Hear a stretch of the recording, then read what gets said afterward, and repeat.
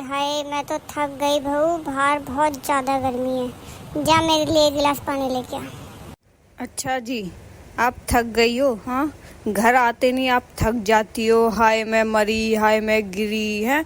बाहर जाते नहीं, तुम्हारे पैरों में ना तो दर्द होता है, ना तुमको थकान महसूस होती है, ना गर्मी महसूस होती है। बस घर में आते नहीं बहू मिलती है ठाली ठुल, इससे करवा लो जो करवानी है।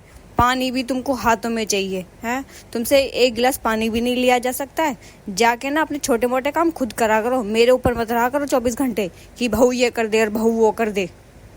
बहू, तेरी इतनी हिम्मत, तू मुझसे ऐसे बात कर रही है? हाँ, तुझे पता नहीं है मैं तेरी सास हूँ? हाँ, ये बता, या फिर तू भूल गई मैं कौन हूँ?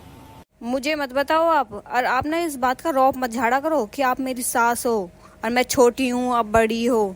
तो जैसे मैं छोटी हूँ ना और जैसे आप बड़े, तो बड़े वाले ना काम करना सीखा करो। मैं कोई इस घर में ना ठाली ठुलनी बैठी रहती हूँ, पूरे दिन इस घर का काम करती हूँ।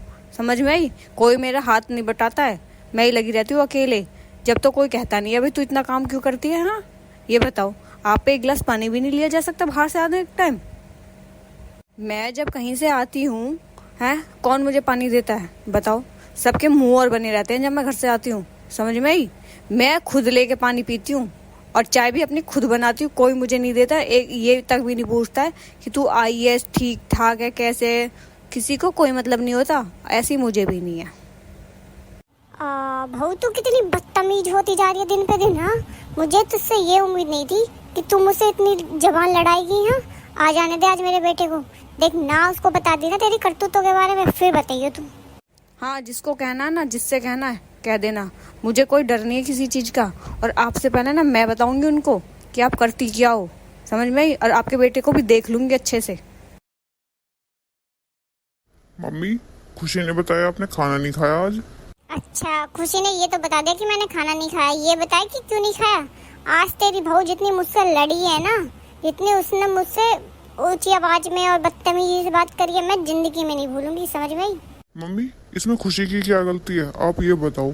हाँ, छोटे मोटे काम तो आप खुद भी कर सकती हो। ये सारा काम वो घर का करती है, तो छोटे मोटे काम करने में तो कोई बुराई नहीं है। हाँ, जोरू के गुलाम, तू तो आ गया होगा उसके सिखाए में, सिखा दिया होगा तुझे तो उसने सब कुछ। मम्मी, आप अपनी ही बातें क्यों भूल जाती हो? हाँ, ये बताओ, जब आप दीदी से फोन पे बात कर रही थी, उसको समझा रही थी, आया याद कुछ या नहीं, ये बताओ।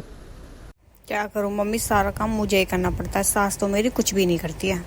मत करा कर तू, जो तुझसे बन पाए वो करा कर। समझ में आई? और उस सास को भी बोल, छोटे मोटे काम तो वो खुद भी कर सकती है। जरूरी नहीं है कि सारे काम तुझे ही करने हैं। सास बहुत होती है, काम भी अपनी बहू के साथ बराबर काम करवाती हैं। तेरी जैसी सास तो हमने कहीं भी नहीं देखी, जो एक गिलास पानी तक भी नहीं ले सकती है। आया याद मम्मी, उस दिन आप दीदी से बहुत कह रही थी ना कि तेरी जैसी सास कहीं नहीं होती है, बहुत सासें होती हैं अपनी बहू के साथ काम कराती हैं, एक गिलास पानी तक भी नहीं ले सकती हैं। आया याद अब? हाँ बेटा, तू सही कह रहा है। खुशी के ऊपर मैंने पूरे घर की जिम्मेदारी डाल दी और ये भूल गई कि वो भी तो बालक ही है, वो भी तो भी इतनी समझदार नहीं है। मैं ये कैसे भूल गई कि बेटी और बहू में मैंने इतना बड़ा फर्क कर दिया।